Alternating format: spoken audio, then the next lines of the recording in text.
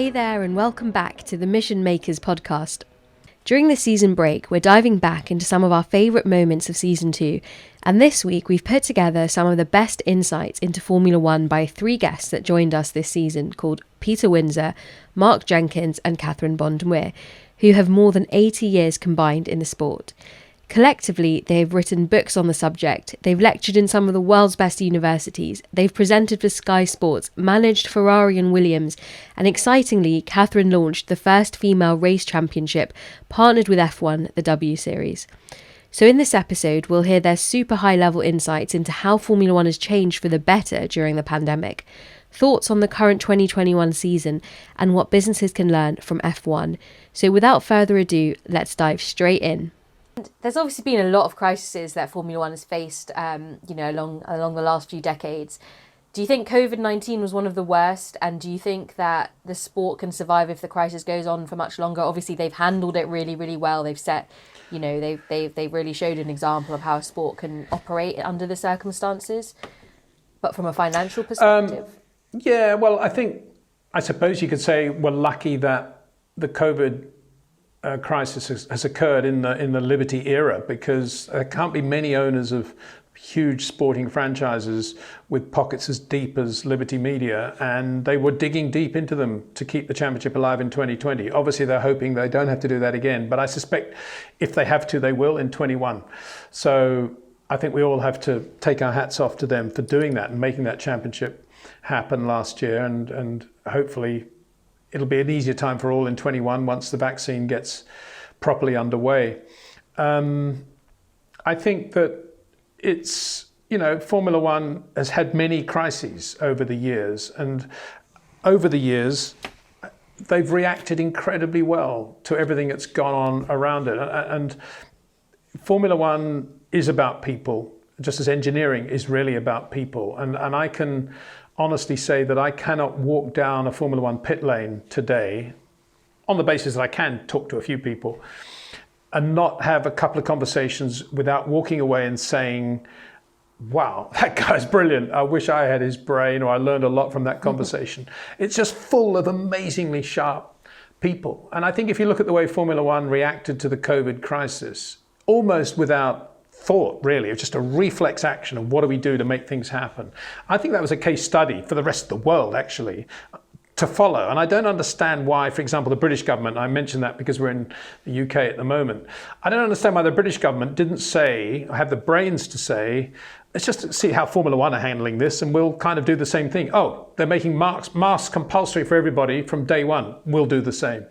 Oh, they're doing social distancing even on a starting grid when people aren't that close anyway, because there aren't that many people on the grid in 2020. We'll do the same. Why didn't they just copy all of Formula One things, Formula One's concepts from day one, and apply that to the running of the country? And we know now that if the UK Prime Minister had said masks will be mandatory from March the 1st, 2020, and social distancing mandatory March the 1st, 2020, I would think we'd be in a better shape now. And obviously you need a lot of research going into the vaccine. But then again, I'm amazed that Formula One was only used for production of masks and a few other things, and perhaps logistics and distribution. The industry got behind everything that was going on in the country really well. But I'm surprised that more Formula One brains weren't tapped into when it came to the formulation of vaccines. Because some of these guys are so bright that they could very quickly have applied their knowledge to what was going on at Oxford University. I think the world at large has missed a trick by not watching what Formula One has been doing and what great Formula One people have been doing during the COVID crisis. We hear from Catherine on how COVID affected the W Series. And COVID, the impact of COVID. I think in the long term, I will look back and this isn't taking away the terrible nature of what has happened to millions of people across the world. But for us, it gave us a pause for thought. We were running at 1 million miles an hour, going into the second season, this time last year. And when you do, when you set something up like this from scratch, you can't underestimate the amount of work that is involved and the number of, rabbit holes you go down, and so it's not everything that you do you get right first time. So you have to keep repeating processes, which means that it is just extremely hard work. And last year gave us a pause. We had time to think about what we were, what we had achieved, what we could achieve, what we could turn into, and ultimately how to maintain the sustainability of W Series. I'd been asked at length before we had started to race whether if we were successful then we would cease to exist, because obviously we were all about getting more women into motorsport. And I said very clearly at the time, well, if we've got 30-50% of women who are racing, then W Series will cease to exist. But the way it was received, and especially I think the glory day of Brands Hatch, which is our last race in 2019, was such a fabulous day. I think W Series is here because I think as a sport it stands on its own 2 feet, and provided people want to watch it and be fans of W Series, I don't see any reason why it should stop. Yeah, I remember listening to an interview with you recently about with one of your drivers. I think it was on Mark Gallagher's podcast actually, and I was just amazed, because I remember hearing that like one of the drivers during this time had to kind of get a job in logistics, and I think it was Hermes or something that she was doing delivery for, and and it really just shows the human level, and that the just how intense it is to carry out your dreams, particularly when a lot of these girls have it's going to be such a huge impact to have taken a year out. It is, but I what I don't want to do is pick up on any individual. The whole world has found the last year incredibly difficult. I would expect that our drivers, because of that resilience that I talked about before, would actually cope with it better than the average person, because they've had to deal with setbacks.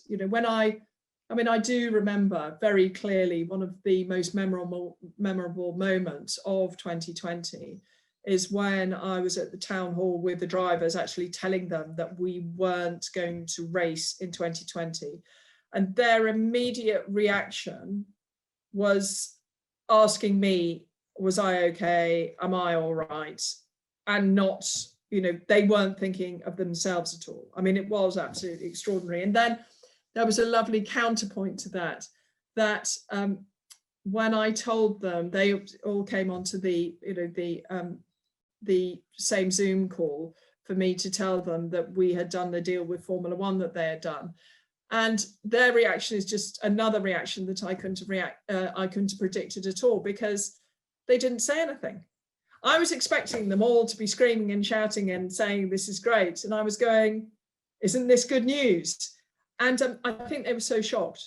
I think they were, I think that they had such a bad year, and they was almost expecting more bad news. And when I didn't just give them good news, I gave them great news. It took a bit of time to process. Now, after that, at the end of the Zoom call, then I got loads of messages from them direct, with all the happy emojis and doing cartwheels and everything, and personal messages. But it was just so funny to see them, not immediately react in a fantastically excited way. Actually, one of them did. Vicky Perrier did. So, but the rest were quite quiet. Talking about what you mentioned there about, sort of keeping it very unfiltered, do you think the current drivers kind of do that as well? Do they stay in separate hotels? Do they completely try and stay away from as much of kind of, outside opinion and external forces? Is it possible? Well, they have been, because they've been forced to in the last year, of course, because in their bubbles. And I think it's quite interesting, isn't it? Because probably if you were to talk to some of the drivers in a meaningful way, they would probably say they've actually grown quite a lot in not being allowed to sort of mix and do all the stuff that they would normally do, and to be able to be focused and staying in one room and eating with the same engineers every night has given them a different outlook on racing and driving and how to manage their careers. I suspect that is the case. Whether it's an improvement or not, of course, another matter. But I think in general, it's just all that noise out there. There's just so much stuff, isn't there? You know, and it's just at one level. If you go to a Grand Prix as a journalist and you've got your media pass and you're in the media centre, and the first thing that comes up is that all the teams put up the times at which they're going to make their drivers available for interviews on the Thursday, Friday and Saturday. And everybody's out there with their cameras photographing all that, and they're all putting together timetables and when they're going to rush from one motorhome to the other.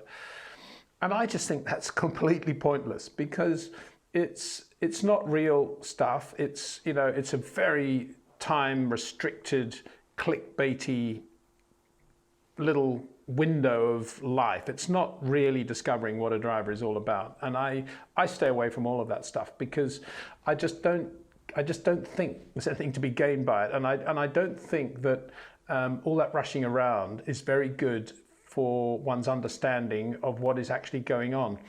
And that may sound like a sort of an old fuddy-duddy saying that, but I grew up alongside journalists, learning from journalists like Dennis Jenkinson, who's for sure one of the greatest motor racing journalists of all time, Bernard Caillet, lots of very, very good, Jabi Kronbach, Gerard Flanco, Eric Batt, lots of very good journalists. And all of them built in times for reflection and pause and trying to understand what's going on. And we live in this vortex of activity now. And it's very difficult. It's difficult for people with brains like mine anyway. So how would you change the current media approach to F1 in a live environment then, knowing that you need to still kind of, allow the audience into analysis and things like that? Well, it's a very, very good question, because recently there have been quite a lot of surveys put out by the teams to the journalists saying, what do you think of our media service? What do you think of this? What do you think of that? How could we improve it? And you know what? My conclusion is that as I, probably many others, but certainly as I predicted several years ago, the future of Formula One is for each of the teams effectively to have its own TV channel and its own media empire. And the top teams, of course, do that really well now. And we're going to see that with Aston Martin as well, for sure. And, everything is so polarized now that Formula One fans, per se, I think, are quite few on the ground. I think there are lots of McLaren fans, lots of Mercedes fans, lots of Ferrari fans. And all those people go to those team websites and all their media platforms to get their information. And so it's a very good question to ask, I think, is what is the role, therefore, of the objective, supposedly objective media, which is not associated with any of those teams? Because it's very difficult now, actually, if you're not in a team, to have access to the drivers, to the engineers, to what's going on. And the teams, of course, let as little information out as they can, but as much as they possibly want to, just to get the audience. And it's as if the rest of the media then has to pick up the fragments of what's left and try to make the best of it and get some sort of picture. And if you look at the declining sales of all the big motoring magazines, obviously there's not a big market out there anymore for people wanting that objective view. You could argue that maybe that's picking up now with the YouTube channels and the websites of those, effectively, of those magazines, where the magazines used to be. But of course, that's free. So it's not a direct comparison. In the old days, not the old days, but not so long ago, somebody would pay whatever it was, £2.50 for Autosport and £1.50 for Motoring News every week. And that was it. That was how that's how you got your information. Yeah. Now that doesn't happen. Now you go, if you're a Lewis Hamilton fan, you go to the Mercedes website, you go to the Mercedes YouTube channel, Mercedes, Twitter, Facebook, whatever, Instagram, and then you put your picture together and you got your information. So I suppose this is a very long-winded way of saying I don't really know is what the answer is. What would we want in a perfect world? I think putting aside the media, I think what the fans need much more and what they're not getting is lots and lots of great content between the Grand Prix. And that also includes maybe the evenings building up to the Grand Prix when the teams are debriefing or at the hotel. I think we should see a lot more of that, have a lot more access to that moment. And then, obviously, after the last Grand Prix of the season and before the new season starts, there should be much more of it around, but the teams just sort of basically go into hibernation. And that's where, I think Formula One misses a massive trick. I've said many times in various columns, F1 Racing and on my site, that if I was running world motorsport, for want of a better word, I would ensure that all the top teams have their top drivers doing world tours between the two seasons, promoting Formula One in key countries. Countries where we're not getting great audiences, like China is a very good example. Everybody wants to make money out of China, but at the same time, nobody's watching Formula One in China. How do you solve the problem? You build up the sport. Obviously, you need to have an infrastructure to build up young Chinese drivers as well. But, if Lewis Hamilton and Max Verstappen and Charles Leclerc went to Shanghai, we're not talking the COVID era, obviously, just normal circumstances, went to Shanghai for a 2-week blitz tour of Shanghai, doing lots of events, karting, big charity auctions, all sorts of stuff. It wouldn't hurt, would it? Wouldn't hurt, but they don't do that. So I think that's one area where we really need to pick it up, that stuff, that fallow period between the seasons.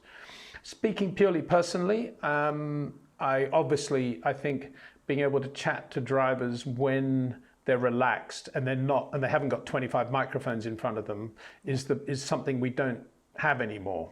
And I used to be able to, whether it be Ayrton Senna, Jackie Stewart, Jim Clark, obviously, but in more recent times, even Michael, you could chat to them when they weren't, performing in front of mics, and you could just say, "Oh, Michael, by the way, I heard you miss a gear on what happened then?" And you'd say, "Oh, yeah, okay, yeah, sure, that did you?" And there'd be a bit of a chat. But you can't even do that now, and I think that is very sad, really. That doesn't exist. You can't really talk to the mechanics either. I used to know the names of every mechanic in the pit lane in every team, their background, and we always used to club together if one of them was in problems. We don't know any of them anymore because teams think you're not supposed to go near them, and it's just pathetic, really. Comparing Formula One to other sports, how do you think the sport compares from a business and management point?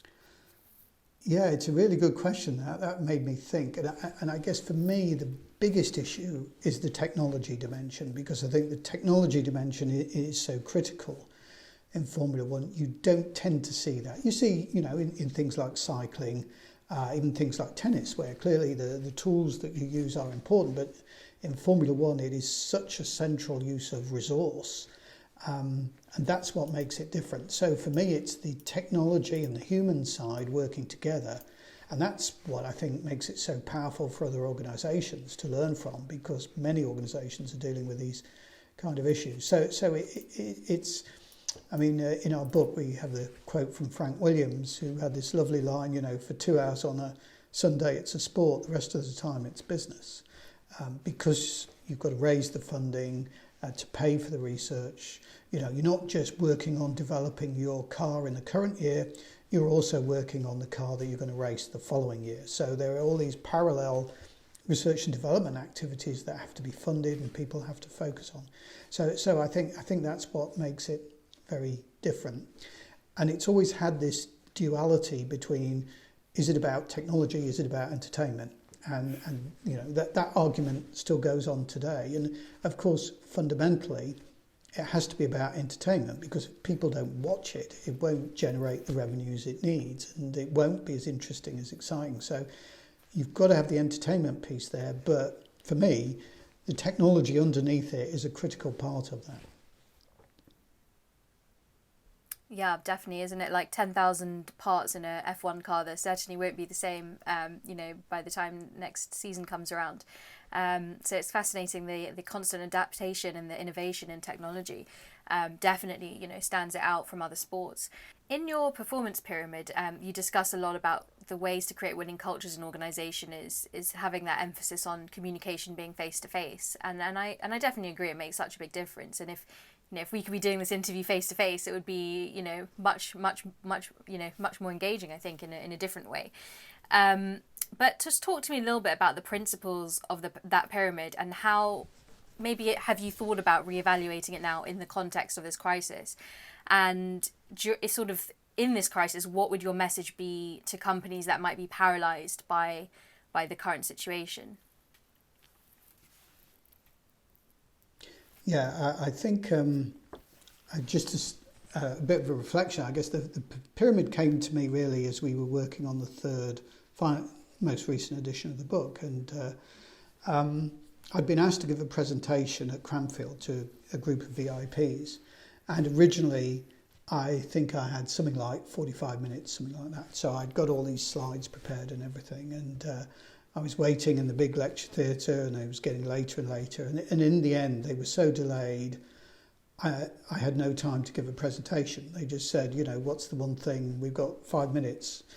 What's the one thing we need that Formula One teams are so good at that we need to know about? And it just sort of came to me. It said, learning. They learn at an incredible rate. They are constantly learning on every level in everything they do. But the learning doesn't work in isolation. So we sort of start with the learning, but there are two other things you need. One is you need a focus. You need the top of the pyramid, which is to say, what is it we're learning to do? Well, in a Formula One team, you might say that's obvious, but not always. Often when a team's, what are Aston Martin looking to do in 2021? I doubt they're looking to win the World Championship, but I'm sure they have some clear goals and metrics that they're going to use to say, look, this is what we're going to achieve in this year, year 2, year 3. We've got some idea of what we're trying to achieve. So you need focus, and the other thing, as you mentioned, is culture. You need the right culture, because you won't learn if the culture isn't supportive of learning. It's very easy to destroy learning in an organisation through blame, through repressive systems. All you've got to ask yourself is, how does someone get on in this organisation? And in a Formula One team, the top teams, you get on by being open, honest, constantly improving and developing. And those are the things they look for, because that's the culture that feeds the success. So I think, point number one is, I think that those three ideas of the pyramid are just as valid today as they were a few years ago. I think the challenge is the way in which you do that. Thinking about, teams like Ferrari and Williams, which unfortunately didn't perform as well on the grid last year. And there is two very interesting things about that, because Ferrari has, a lot more money than Williams at that point. And it's clear that, one could argue, well, is it only money? Because it can't just be that. So where do you think the organisational failures were for those two teams? Yeah, I think the money one is always really interesting, because people say to me, well, it's all about money, isn't it? The teams with the most money win. No, actually, if you actually look, and exactly as you say, sometimes too much money can be a problem, because where do you decide where you're going to spend it? Toyota famously put billions of dollars into Formula One in the early 2000s, and after 9 years pulled out without winning a single race. So money is part of the equation, as I say, but you've got the people and technology, and it's how you get all that to work. Ferrari go through these phases, and for me it's very much around the management, the clarity. You could see in the Schumacher years, it wasn't just about Schumacher. Jean Todt was pivotal in creating the right kind of culture, the right kind of management style for the organisation, and cutting through a lot of the bureaucracy. And I think they've struggled ever since to get that same clarity, partly because, as we know, history tells us firms only really change radically when things are going really badly, really dreadful. And Ferrari in the 80s, early 90s were going through a terrible period. At the moment, they're sort of pottering along around the cusp. It's not dreadful, but it's not great either. It's not, as you say, what they should be doing given their history, given their resources. So I think there are management issues. I think, Matteo Binotto is a lovely guy. He was a great technical director, but when you give someone this wider responsibility, you're losing that technical skill, and, someone's trying to get into a different role, which in Ferrari is a hugely demanding political role, a sort of senior team principal role. So, and then there's also the question about how much these people are protected by Ferrari themselves, by the shareholders and so on, how much interfering goes on. So I think Ferrari's that has been a problem of feast and too much resource and trying to get through to the clarity of what they're really about. I think with Williams, if you look back, really you can sow the seeds from when they lost Patrick Head. Patrick Head and Frank Williams were this supreme partnership of a technical brilliance and a sort of managerial financial brilliance, and they worked together as that team. Whereas since then, I mean, there have been some flashes, when Pat Simmons was with Williams, they were pretty successful, but they've sort of lost that technical direction in terms of really getting that to work with the car. They've had Mercedes engines, so there should be no excuse really when you look at what Racing Point have done with Mercedes powers. They have been supremely successful at working with a low budget. Now they're Aston Martin, they're getting a bigger budget, and that's not necessarily all good news because it potentially challenges that old culture, its change and new positions, new people, new jobs. How does that all work? So how that's going to work, I think, is also another question. But I think, and that to me is the fascination. Ferrari, Williams, Aston Martin, different organisations, different histories, different cultures, different challenges.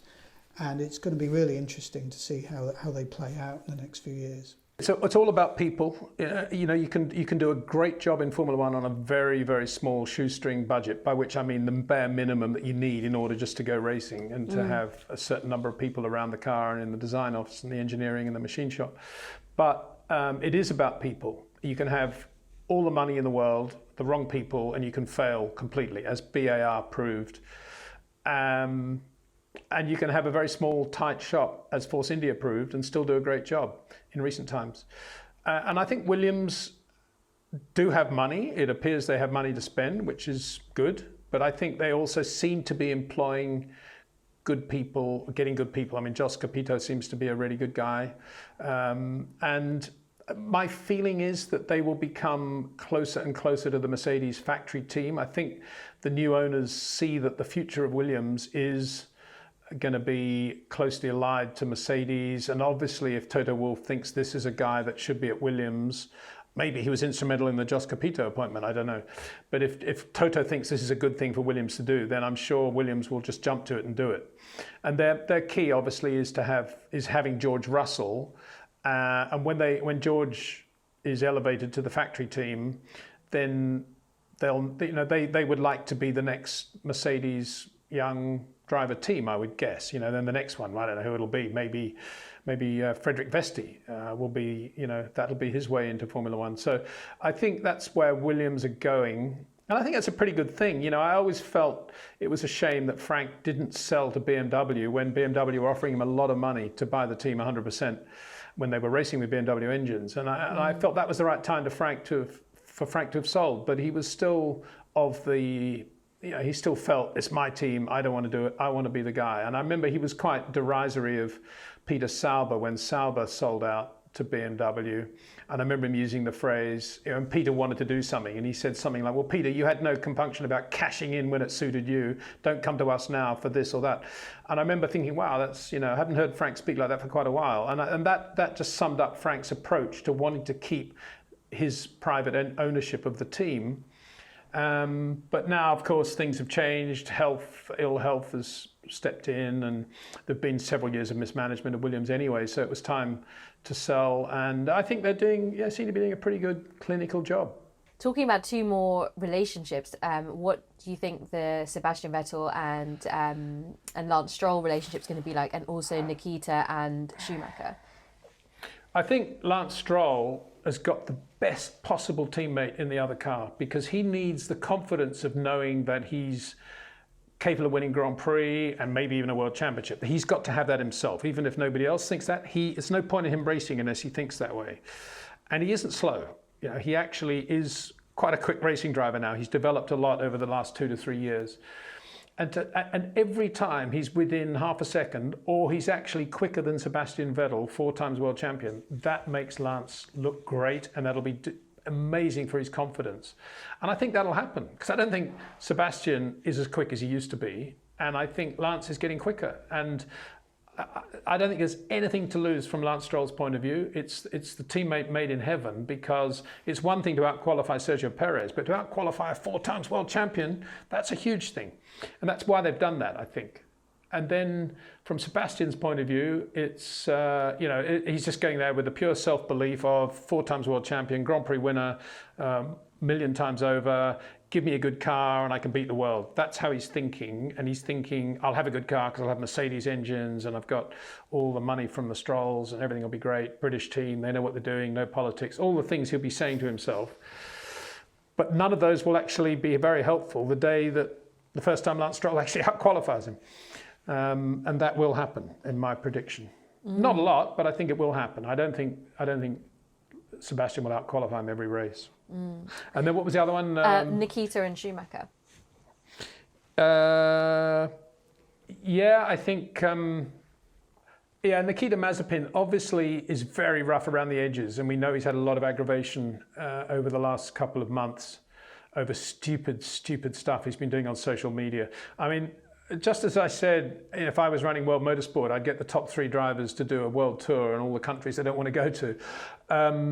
I would say to race drivers, if I was managing them, forget about social media, focus on your career, get a life.